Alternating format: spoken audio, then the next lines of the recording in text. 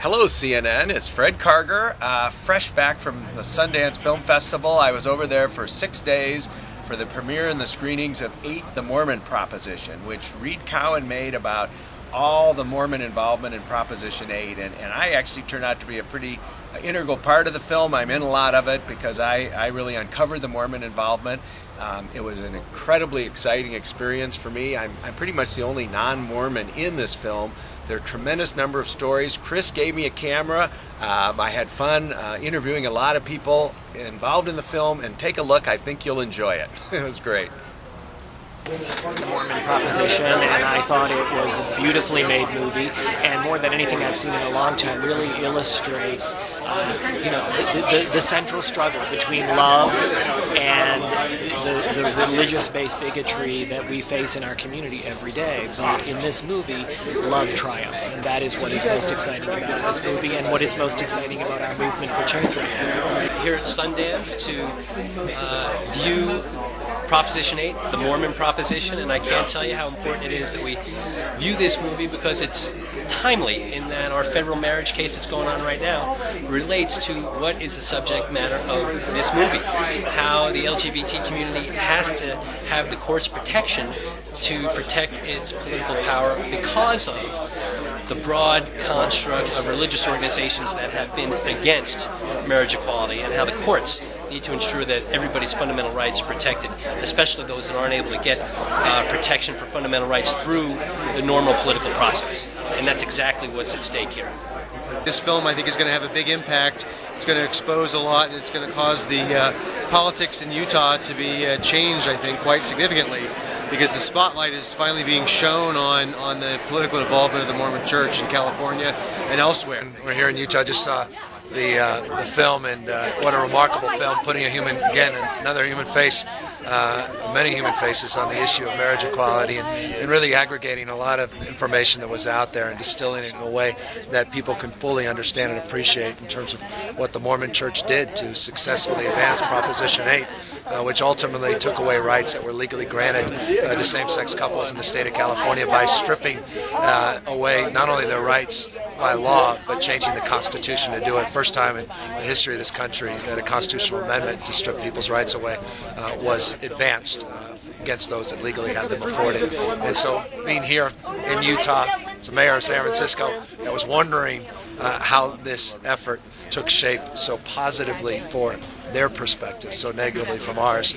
This film was pretty powerful and a big wake-up call, at least to me, in terms of what we're up against, those that believe in marriage equality, and a big wake-up call, I think, hopefully to others about the impact this has had on real people's lives. And I hope people that supported Prop 8 can appreciate that there's a human element to this, and I think that was well exemplified in this movie. I'm part of the movie 8, The Mormon Proposition. We had the premiere today.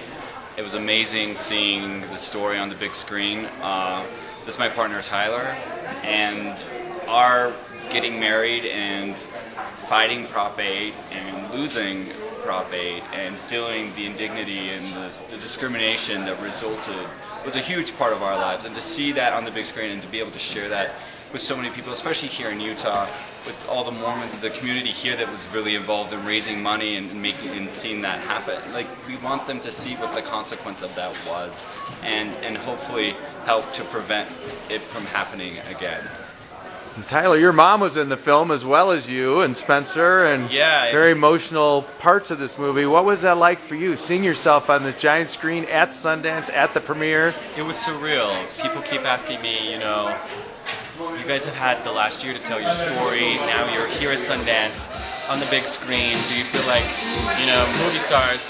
And you mentioned my mom, and she's the real star of the film, and she gives it the emotional and the human aspect from the point of a mother who is out there to fight for the rights of her children. I'm really grateful that Reed told our story. I think it's one that needs to be told. I am hoping, I'm here for all the moms, for the moms that maybe are afraid to stand up against not against it, I don't want to say that, it's not standing up against anything, their faith or anything, it's standing up for their children, and that's what this is about, is standing up for your kids. And and realize that love and loving your kids really is the most important part of this. And the way I see it, this film is not a gay film, it's not a Mormon film, it's not an anti-Mormon film. It's a film about separating church and state and what really happens when you don't do that, when we don't protect that, what our country was founded on. And I think that it's really important, again, the whole message of telling your stories. Let people know who you are, and moms need to start telling their stories of their kids. Well, you said you kind of had your outing when you took all the petitions to the church right before the election. What was that like? That was extremely frightening, very, very scary. You can repeat, to explain what you did? Well, what happened was we as LDS people at that time signed a petition and wrote letters to our prophet asking them to withdraw their gathering of the armies in the fight in California on Proposition 8.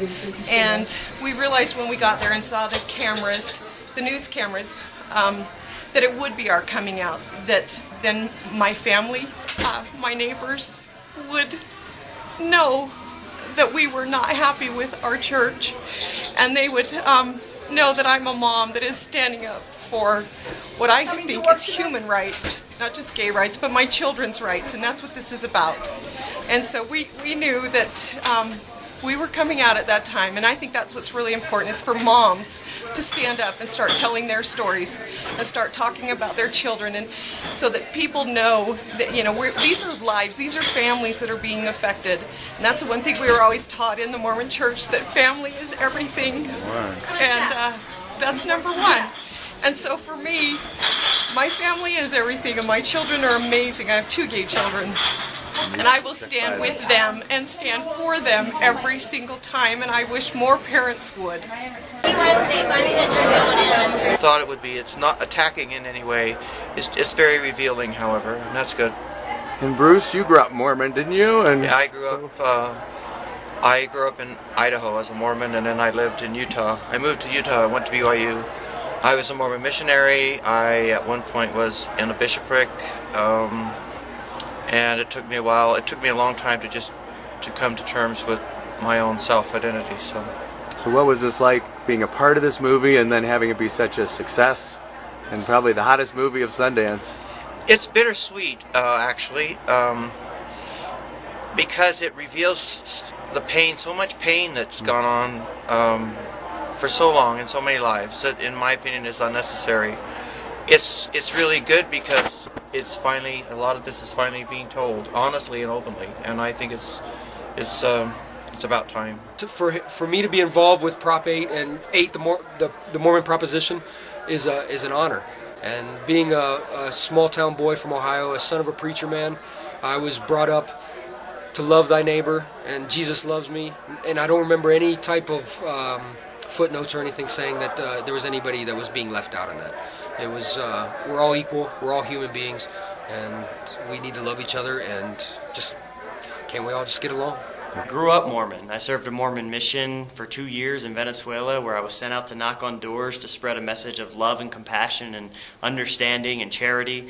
And the church that I saw in California with Proposition 8 implemented an egregious conflict of those ethics. And so I decided to make this film, which I consider to be my second mission, knocking on the door of the church this time. I'm a straight man, but I've been fighting for equal rights for many, many years. And from within the church, as we show in the film, I heard tragic and horrible stories of lives that were ripped apart, families torn apart by the policies that were taught from the pulpit of the church, and policies that eventually became Proposition 8. One of the first stories I heard was of Stuart Mattis and his suicide on the steps of his church, and that really struck me, and I said, do I want my name attached to a church where this happens? And if so, what needs to be done to change so this doesn't happen again?